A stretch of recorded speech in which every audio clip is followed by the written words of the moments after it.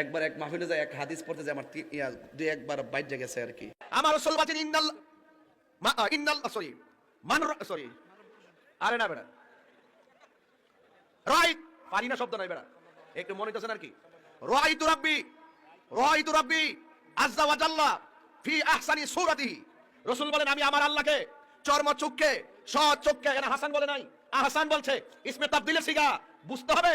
আমার রাসূল বলেন আমি মেরাজে গিয়ে আমার আল্লাহকে চর্ম চক্ষে সৎ চক্ষে শরীরে যাইতে যাইতে এমন কাছে গিয়ে দেখেছি, এরপরে আল্লাহর কুদরতি হাত মুবারক আমার পিঠের মধ্যে রাখছে, আমি ঠান্ডা অনুভব করেছি।